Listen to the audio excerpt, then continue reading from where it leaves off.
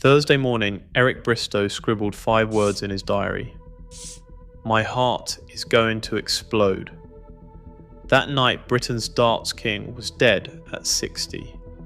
For decades, he ruled the Oche on a tidal wave of pints, trophies, and hidden risk. He was darts' first superstar, and yet he walked into the final match knowing the warning in his own handwriting. But what truly destroyed the legend? Who made darts famous? And why did he knowingly walk into the final match that no one escapes? Eric Bristow entered the world on April 25, 1957 in Hackney, East London, where the streets echoed with the noise of working class life. At age 11, his father handed him a dartboard, a small act that rewrote the future. The board became his compass, drawing him away from the trouble but never erasing his wild streak. By 14, he was expelled from grammar school for carrying a claw hammer, already known for breaking into houses and stealing cars. He later admitted, "We were good thieves." But darts offered something bigger than mischief. At 15, Eric realized he could earn more on weekends from tournament prize money than from his proofreading job. He quit work to chase the Oche full time, a teenager betting everything on his throwing arm. The world knew him as the Crafty Cockney, a nickname born in a Santa Monica pub in 1976. He wore a British policeman's shirt with a Union flag, striding into tournaments with cocky swagger and a grin that dared anyone to challenge him. The persona fit perfectly with the new era of televised darts. In 1980, at just 23, he beat Bobby George to claim his first world championship. The televised boom turned him into a household name overnight. From 1981 to 1986, Bristow won 5 world titles, reaching 7 consecutive finals and dominating the sport as world number 1 for nearly a decade. Sid Waddell once said, "When Alexander of Macedonia was 33, he cried salt tears because there were no more worlds to conquer." Eric Bristow was only 27. By 29, Bristow had 5 world championships, 5 world masters, 4 World Cup singles, and 80 career titles. He was darts' first superstar, filling arenas and living like a king of the Oche. Behind the roar of the crowd and the shine of trophies, Eric Bristow lived by a routine that few ever saw. For 3 decades, every match day began and ended with Guinness, 10, sometimes 15 pints, lined up and emptied as casually as practice throws. According to those closest to him, Eric never played a single game sober. He insisted the drink did not touch him, that he could handle it. But the numbers tell a different story. Over 30 years, that adds up to tens of thousands of pints, enough to drown even the strongest heart. The bravado did not stop at the bar. Away from the Oche, Eric fed another appetite. He poured as much as £1,000 a day into gambling machines, chasing the same thrill he found on stage. The winnings from 80 career titles, millions by any measure, seemed to slip through his fingers just as quickly. When it came time to settle down, he aimed to settle down the man who had filled arenas and dominated television screens, bought a modest terraced house in Leek for £130,000. No mansion, no sprawling estate, just a simple home that stood in stark contrast to his public image. Eric's life was a paradox. He was the king of darts, yet his private world ran on habits that would have broken most men. The same drive that made him a champion also pushed him to the edge, hiding risk behind a mask of swagger and routine. Each pint, each bet, each quiet night in that unassuming house hinted at the cost of living so loudly for so long. November 1986, at the Swedish Open, Eric Bristow stepped up to the Oche, the crowd expecting another masterclass. Then without warning, his arm betrayed him. The dart would not leave his hand. For the first time, the man who made throwing look effortless found himself frozen, gripping the dart for 1.5 seconds longer than usual. In a game measured in fractions of a second, that pause was an eternity. Every eye in the room could sense something was wrong. He later tried to explain it. He said, "You feel like you're doomed. It does your brains in.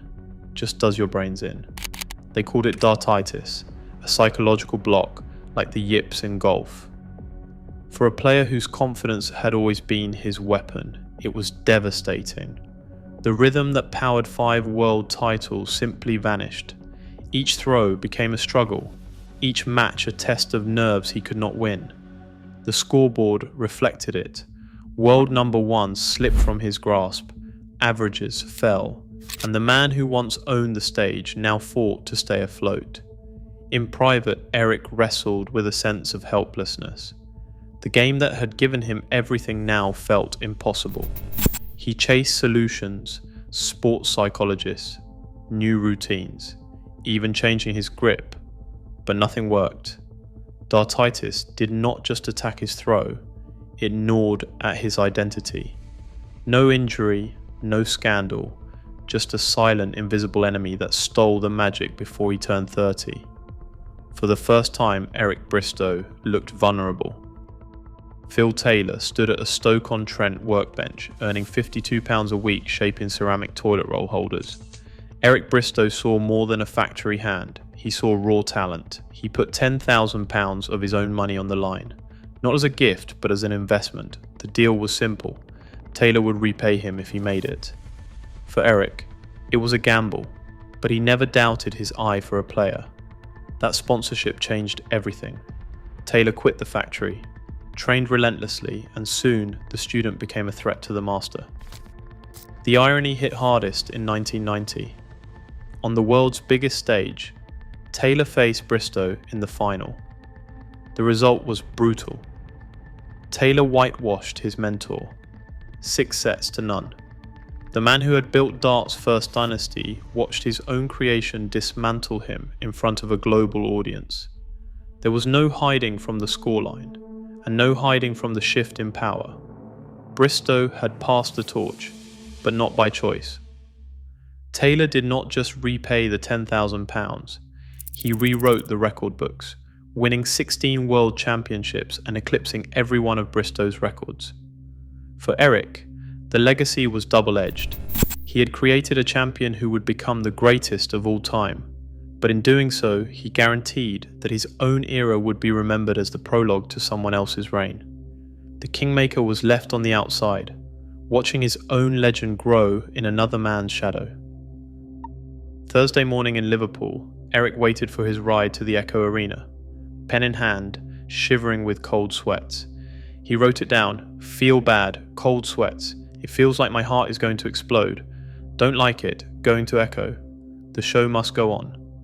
The words sat heavy on the page, but Eric pressed on. He also wrote the simple line, my heart's going to explode. He kept playing despite the warning, the heart warning clear.